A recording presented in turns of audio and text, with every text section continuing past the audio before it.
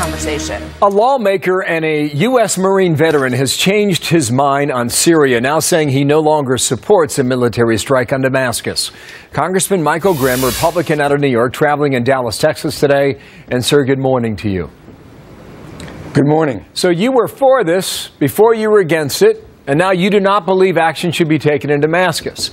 A lot of splaining here to do, sir. Why? Well, I'm not so much sure it's a lot of explaining. First and foremost, I think what's changed the most is the president's leadership has degraded. He came out very strong. As a U.S. Marine, as a member of Congress, I wanted to support our commander-in-chief. But it seems like he's done just about everything he can to bungle this.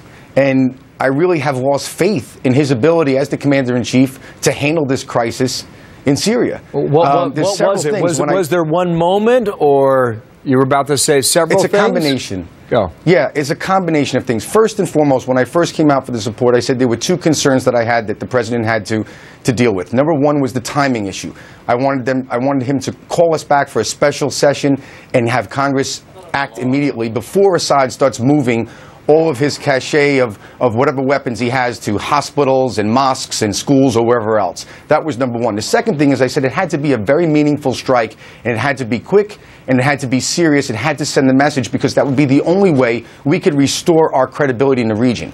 I believe two things. Number one, the window to restore our credibility has already closed. The other thing is I don't believe the president has the resolve to make this a meaningful enough strike to really send a message not only to Assad, but to our enemies in Iran as well. And I think when he stepped back from his red line comment, it was a sign and a symbol to the American people that he is not keeping the leadership role as the commander-in-chief that he was playing initially, and that he himself is losing his resolve.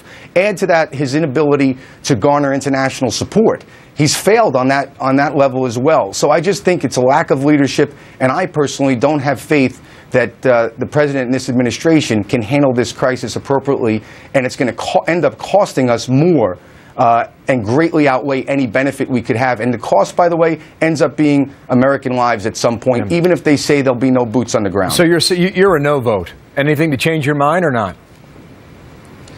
As of right now, no.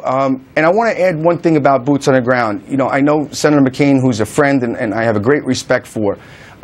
Here's the reality. If we do strike and we find, let's just say a warehouse with sarin gas stockpiled and the roof is torn off, are we going to leave that sarin gas there, or are we going to be sending in my beloved Marine Corps, the Navy SEALs, to secure the area? Again, not to enter into combat, but to secure the area. I think the answer to that is absolutely, unequivocally yes.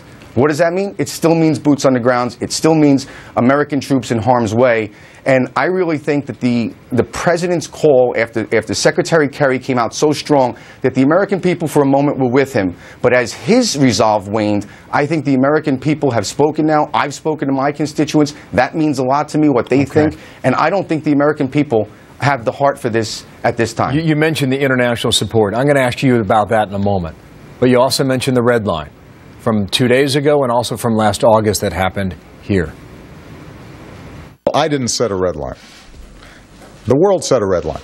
We have been very clear to the Assad regime, but also to other players on the ground, that a red line for us is we start seeing a whole bunch of chemical weapons moving around or being utilized. That would change my calculus. That would change my equation. So hearing those comments changed your mind. But we expect to see the president within 30 minutes in St. Petersburg, Russia. If he comes out publicly and has the support of 10 world leaders behind him, does that change things? Well, again, I think it's a contributing factor that we have to constantly evaluate the situation. But you also have to add the unknowns here. We don't know now who is on the ground, who's involved with the rebels, how many al-Qaeda groups, Hezbollah. I mean, we can go on and on, that there's the level of danger of getting involved now has increased, I think, over the last 72 hours at best. So, again, there is no easy answer here. I admit that this is a very, very difficult situation.